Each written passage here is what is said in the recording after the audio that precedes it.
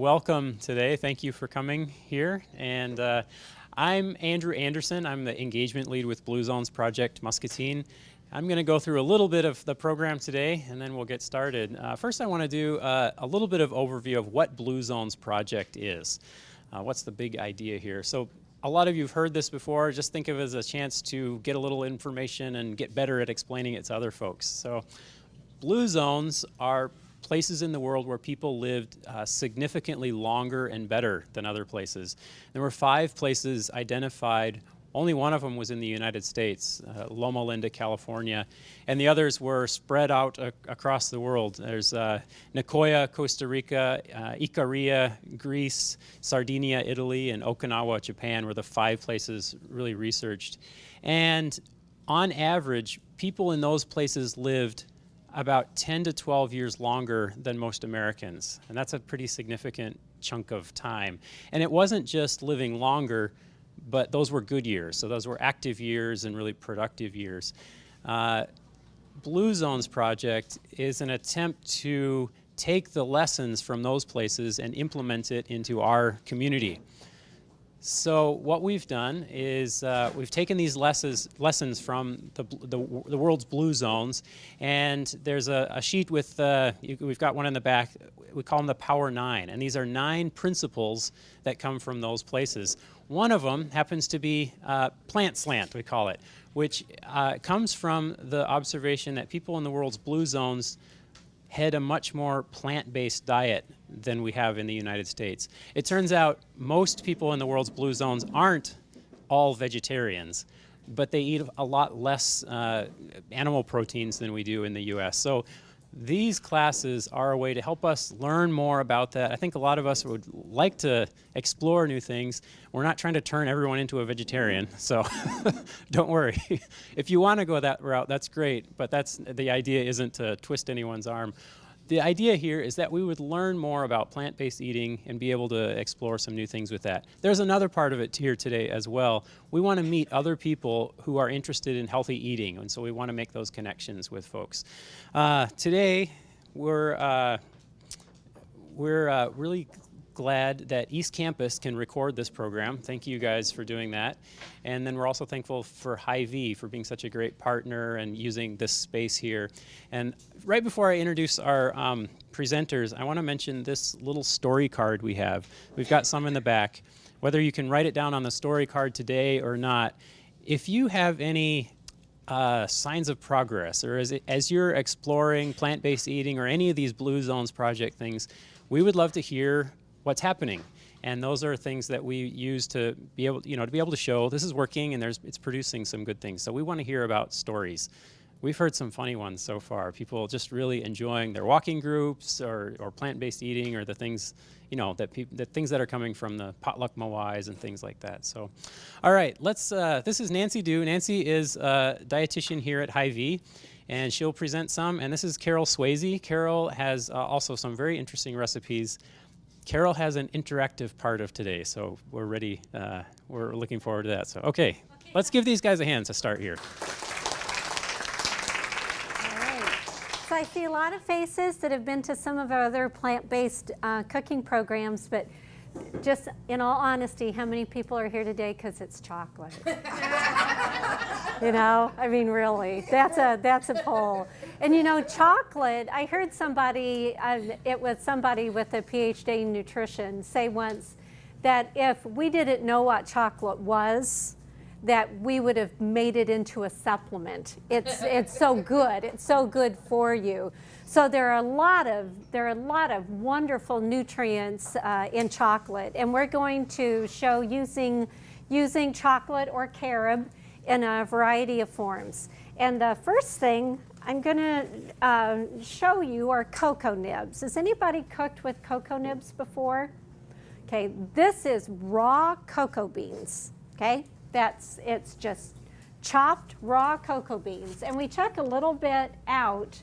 So if you want to try some later, if you want to just shake some into your hands, you may. They're really bitter.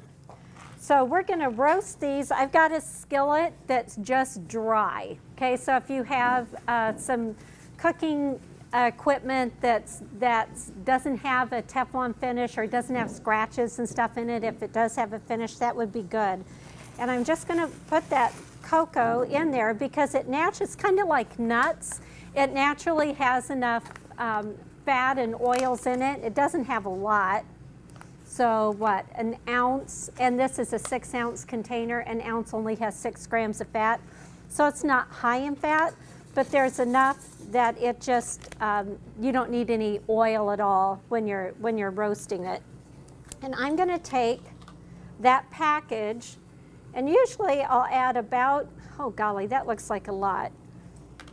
Because I took some out, this is 1/3 of a cup measurement, and I'm guessing, what do you think, Carol?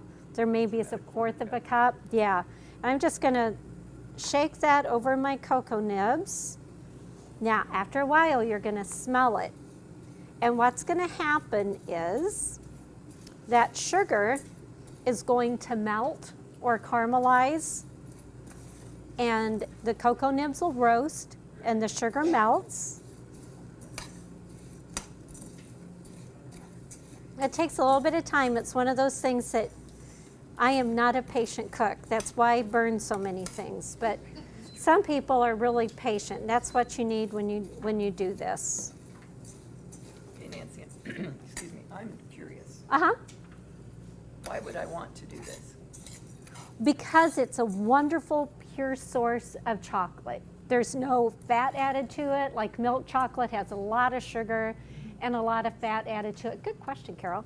Yeah, so if you really love the flavor, the intensity of chocolate, but in a healthier form, this is probably as good as it's gonna get. Okay? I suppose you could do it without any sugar whatsoever, but it is really bitter. If you try the ones that are up here, and it's really hard. The raw, oh good, Carol, your water's boiling. Shall I turn that off? Yes, let's just turn it Okay. down. All right, Just we'll keep it see. warm. Okay, we'll turn it back on. That should be good. All right. I don't know how well you can see in the mirror. You need to turn it like that? Is that good? Okay. Yeah, because I want you to see this. The sugar is starting to brown. And really, this looks like quite a bit of sugar for the amount of cocoa nibs. You probably could just do a tablespoon or so. So you'll be able to try them raw and then after they're roasted. Can you smell it yet? I can smell it, but I'm right over it. Okay, see how the sugar is starting to get a little bit darker? Okay. So, and it's starting to pull on the spoon a little bit. Okay, can you see that? You can see that the sugar is starting to melt. Okay, and if you don't keep it stirred up really well, you'll end up with clumps of sugar like that one right there. But what I want is for it to just kind of nicely coat. Oh, can you smell it now? I can't. Oh my goodness, yeah, it smells wonderful. All right, so yeah. This is absolutely delicious with some pomegranate arils stirred into yogurt. Or just mixed in with trail mix with nuts instead of putting like M&Ms or something in it. Okay. Oh, can you smell? I was going to say, because it's really, all right. Let's reach the first row. Yeah, and I'm going to turn that off because I don't want to burn it, but I'm just going to make sure. All right. Cocoa nibs, that package is 6 ounces. And I usually just do the whole package when I do it. Now what I'm gonna do is just turn it out, because if I left it in this hot pan, it would burn. So I'm just gonna turn it out, and we're gonna let that cool, and you'll be able to try it later. Next, we're gonna make black bean brownies.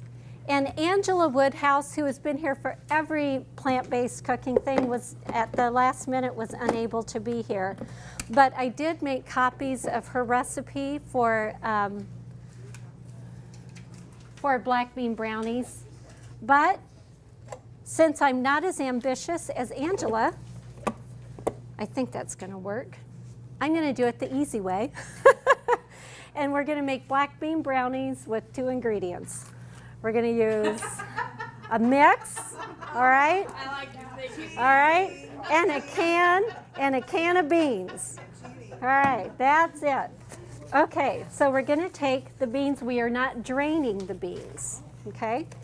And we're just dumping the beans. So you can do this in a blender really easily too, but you cannot do it with a mixer. You know, a mixer, and I've tried doing it like with refried beans, it just doesn't, it's too dense. You need the liquid from the can. So a blender works, or this works, but just a regular mixer does not. All right.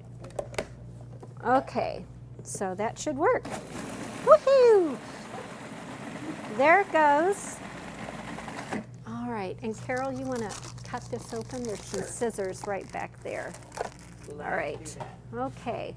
So I think the beans are nicely, can you see that? I mean, they're just blended up. You know, I think the question about the beans, it really is what color do I want my fudge to be? Okay, you think that'll, red beans? Look how hard this is. Okay, now we're just gonna dump that in there. All right, and then we're gonna put this right back on top. All right, and there we go.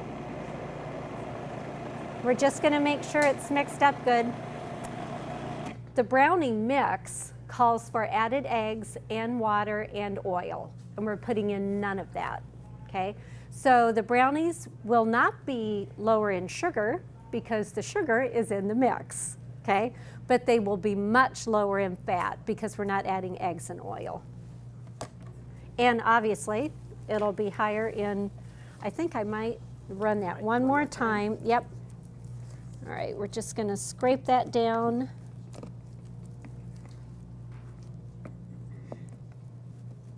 All right, let's just let it run a little bit longer. Just put it straight on, right? Yep, until it pops. Okay. That should do it. There we go. Okay, so my pan. This out of the way. Oh, thank you, right down there. There we go. And we're going to use this one more time. Okay. So, okay. So we're just going to put this right, you know, we're not even going to oil the pan. All right. And we do have one batch already done. Now, if we wanted to, we could put we could put nuts in with this if you wanted to, or we could put some cocoa nibs roasted in here with this. Becky, you said that's how you've used cocoa nibs before, is putting it in things. Mm-hmm. Do you roast it before you do, or just use it raw? Nope, I just use it raw. Do you really? Yeah. Do you nibble on them? No. No, okay. Yeah, because they are. Okay, so we're just going to clean this out. All right, now see, I'm not at home, so I don't get to lick my fingers, right? All right, I do have, here we go. I have a,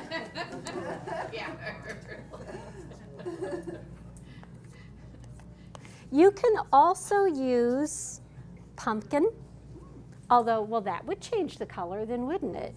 Yeah. You can use pumpkin in a lot of cake mixes and things like this, or you can use applesauce is another alternative. Now that's to replace the oil. I would think you could use the applesauce for sure to replace the oil, and I don't know what it would be like to just use that quantity, like 15 ounces of applesauce. That'd be pretty close to 2 cups. That works because a lot of Weight Watcher recipes will be like a spice cake mix and a can of pumpkin, and Right. that's all you do, and it's wonderful. So no oil, no water? no. Okay. Becky, would you like to run this back? And we'll get, they're gonna bake it in Chef Carrie's area.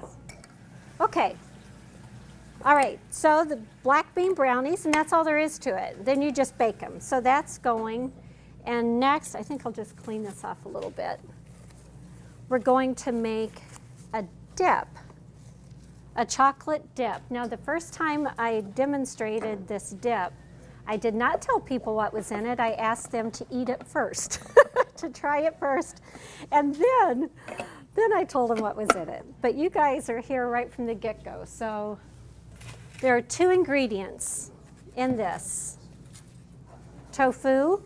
And I have there's a little bit of liquid. This is soft silken tofu, okay? And I've drained some of the liquid out.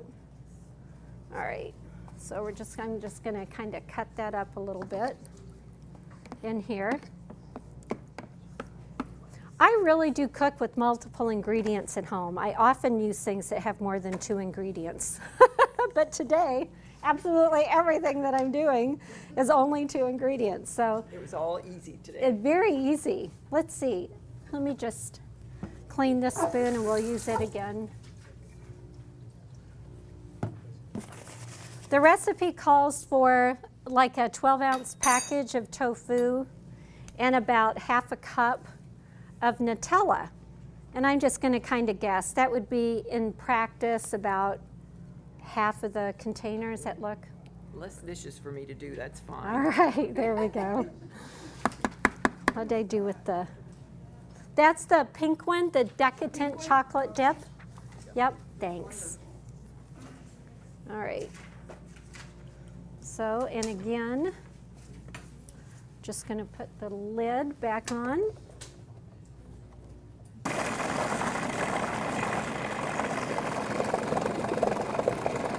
Now, this is also a recipe that works really well in a blender, but I tried this with just trying to use a mixer.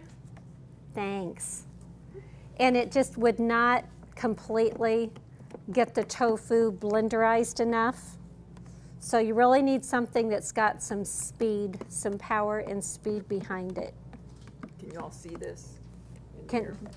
Can you see it okay? Seriously, that's all it is. You don't cook anything. 2 ingredients. No dairy, okay? I don't think the Nutella, I think it's dairy-free as well. Maybe we better check that. You could use... It has skim milk. It does have skim milk. Okay, so there's dairy in that. There's Justin's almond butter in the health market that has one with cocoa as well. So that might be, all right. There we go. We'll let that go just a little bit longer. Take that off, and Becky is gonna just put some in little containers so it'll be ready for you guys. Now, is that gonna work if you just dip it? Okay. All right. And Carol is going to use carob in place of chocolate, just as an alternative. Okay, kind of as a segue into using, the idea of using carob, Nancy, I wonder if you would share with us why someone would want to use carob versus using chocolate. Okay, good question. Carob has, and you'll get to taste it, has a chocolatey flavor, but it has no caffeine, and its acidity, it is not as acid. I was going to say its acidity is higher. It's more alkaline, so it's not as acidic as chocolate itself. So people who have health issues that their doctor said you really need to not have a high acid diet, so you can't drink coffee, you shouldn't have chocolate, you could use carob as a replacement of chocolate, still have flavor similar to chocolate. Yeah. Thank you. Uh-huh. Thank you. Today we're going to be doing a very simple, very easy treat that is great for Valentine's Day. It's also great for Christmas and great for any type of get-together where you're serving a buffet and you want something sweet that looks really pretty. We chose to do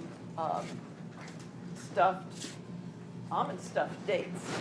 Becky's busy, so I'm going to just pass these out here and make sure everybody gets your own date and your own nuts. And what we want to do, the dates have been sliced. If you look, you'll find that one side has been cut And pass those down. I want you to take the pit out first. They won't taste so good. All right, turn that back on. Did you find the cut spot? I had to look a little bit to find mine. We get the pit out. You know, I used to live in the Middle East, and I watched them grow date palms, or grow dates on their palm trees, harvest them and so forth. It'll taste better if you put both of these almonds in here, so it's filled up nicely. Okay, just kind of squeeze it together here. And Nancy, I wonder if you would help us with getting some carob melted. Sure. You would. Nancy's going to melt. It's about a quarter cup of carob chips that we put in here, stick them in the microwave for 20 seconds. What, each one for 20 seconds? So we'll have to do one at a time. I don't know how they would no do if we problem. did more than one at a time. If you're at home, you'd be doing it yourself. Anyway, I'm going to give a bowl of carob to each table, and you just dip your date in it on the seam side, so it's seamed closed.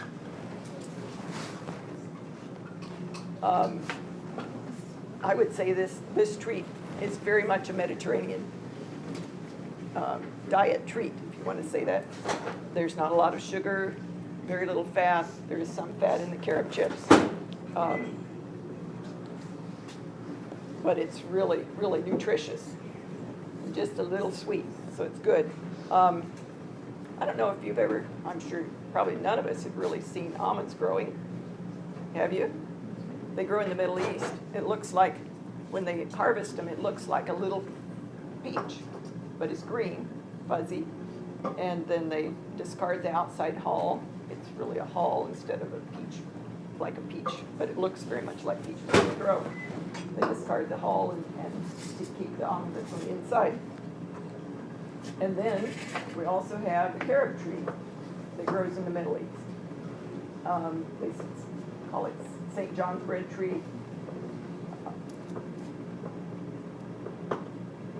The tree is an evergreen tree. It grows these big, fat pods about this long.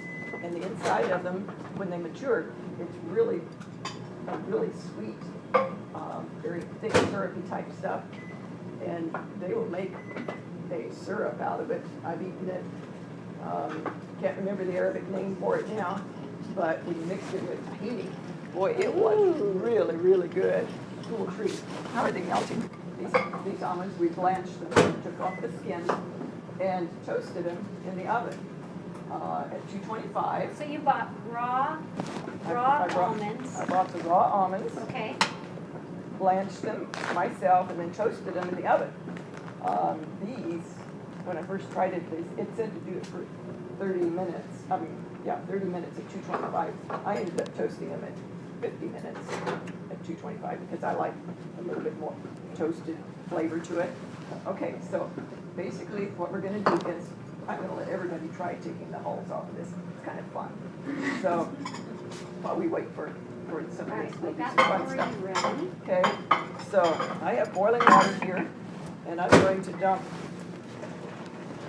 all of these almonds in here, and I want you to watch what happens. This is really, I think it's really cool. Go ahead and dip that right away before it melts, ladies and gentlemen. Just dip it on that one side and then pass it down. I haven't been counting. We're supposed to put these in the boiling water for 60 seconds.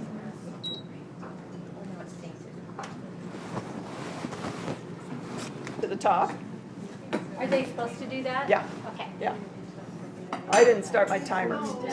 So I'm just guessing we're getting close to 60 seconds here. So I'm going to drain them.